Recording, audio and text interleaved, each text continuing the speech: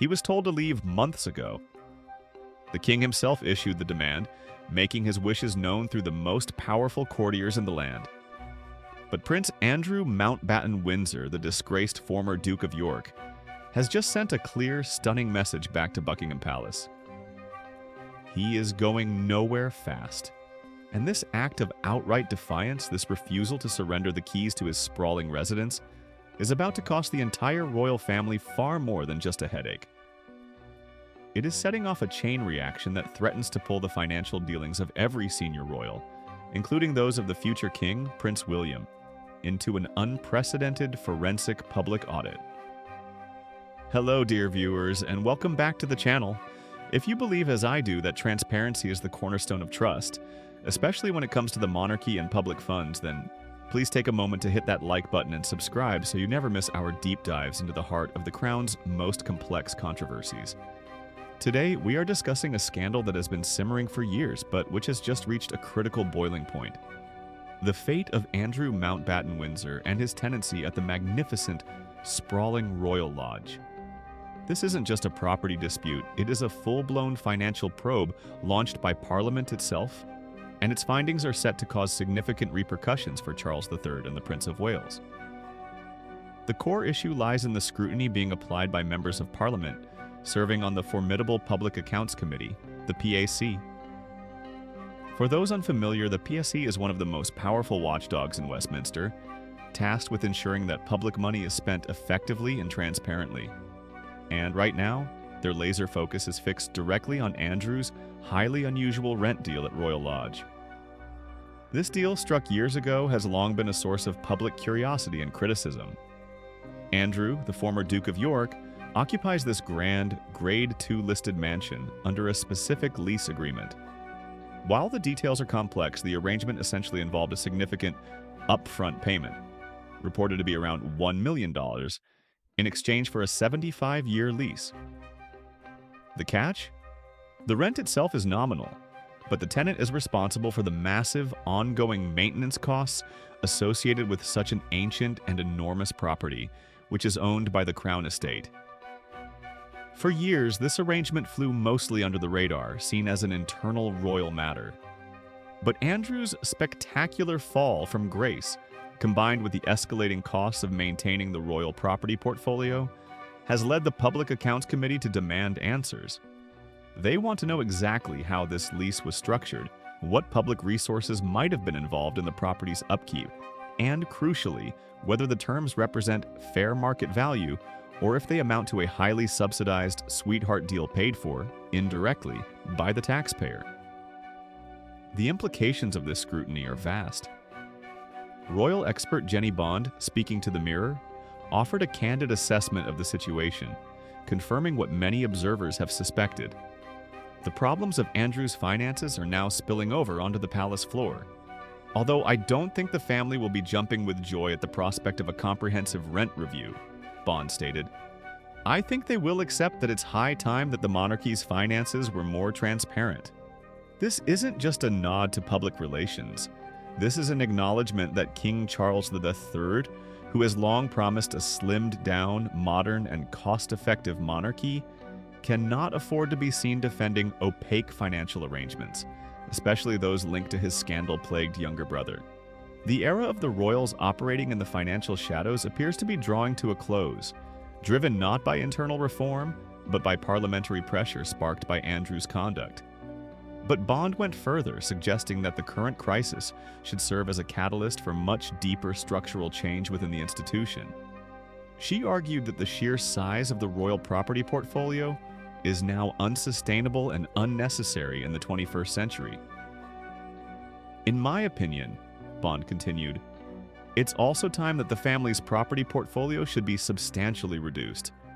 And I think William will be the one to do that if nothing has changed by the time he becomes king. This is a profound statement. It suggests that the current financial discomfort caused by Andrew's Royal Lodge lease is merely the thin end of the wedge. The future king, Prince William, is now being earmarked as the potential executioner of the monarchy's vast property empire. A massive consolidation effort that would see dozens of historic residences either sold, repurposed, or opened up to the public, fundamentally altering the physical footprint of the House of Windsor. For now, however, as Bond concluded, the royals will have to accept that their rents are being scrutinized. The scrutiny, however, only adds fuel to the fire of the ongoing family drama concerning Royal Lodge itself. King Charles III has been attempting to persuade, or perhaps gently force, Andrew Mountbatten-Windsor to vacate the premises since his accession. The king's goal was twofold. First, to cut the enormous maintenance costs associated with the Duke's residency, and second, to reassign the property, reportedly to the Prince and Princess of Wales, William and Catherine, who require a suitable family home closer to Windsor Castle. Yet, despite the pressure, despite the public disgrace, and despite the sovereign's wishes, Andrew is digging in his heels. Royal expert Robert Jobson, a seasoned commentator on palace affairs, delivered the astonishing news to Hello Magazine, confirming that the former Duke of York is refusing to budge until well into the new year, defying the formal timeline set by the palace.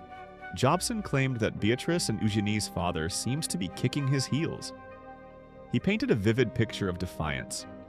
The disgraced royal has made it clear to the king and courtiers who sent him packing that he is going nowhere fast. This is not a polite delay. This is outright resistance. The royal commentator added the stunning detail.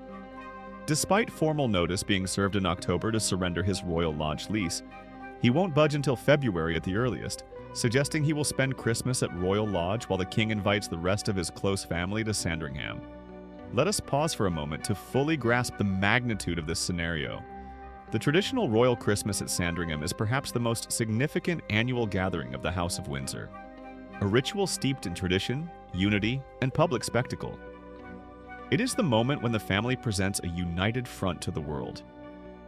For Prince Andrew Mountbatten-Windsor to remain sequestered at Royal Lodge, just a few hours away, in direct contravention of the king's wishes, while the rest of the close family, including his daughters, Beatrice and Eugenie and their families, converge on Sandringham, signals a deep structural fracture within the family unit. It transforms the property dispute into a public declaration of independence, or perhaps isolation. Why the absolute refusal? Why the stubbornness that risks further enraging both the sovereign and the Parliament? The answer is complex, rooted in history, convenience, and perhaps a lingering sense of entitlement. Royal Lodge has been Andrew's main residence for 2 decades. It holds sentimental value, having been the beloved home of his grandmother, Queen Elizabeth the Queen Mother, until her passing in 2002. Andrew inherited the lease shortly thereafter, investing millions, his defenders claim, into its refurbishment. To be forced out now, in his view, is not just losing a house. It is losing the last vestige of his former life, a tangible connection to the royal status he has been stripped of. Furthermore, moving the contents of a 30-room mansion is a logistical nightmare, and Andrew may genuinely be delaying the inevitable due to the sheer scale of the undertaking. However, the political timing could not be worse for the crown. The Public Accounts Committee is not interested in sentimental value. They are interested in accountability. The PACI scrutinizes the annual accounts of the sovereign grant, the mechanism through which the monarchy is funded for official duties, travel, and the maintenance of occupied royal palaces. While the Crown Estate owns Royal Lodge, the financial arrangements surrounding the lease, especially any public funds that might have been used for structural repairs or maintenance that the tenant failed to cover, are now fair game for parliamentary inquiry. If the PAC determines that the lease agreement or the execution of that agreement was financially disadvantageous to the public purse, it provides immense political leverage against the monarchy. It fuels the Republican argument that the royals receive preferential treatment and that their financial arrangements lack the necessary oversight applied to other public institutions. King Charles III understands this danger acutely. He needs to demonstrate that the modern monarchy is lean, ethical, and fully transparent. Andrew's continuous occupation of Royal Lodge, coupled with the probe into his rent, makes Charles look weak and unable to control his own family, undermining his credibility as a reformer. The connection Jenny Bond drew between the current crisis and the future reign of Prince William is particularly insightful.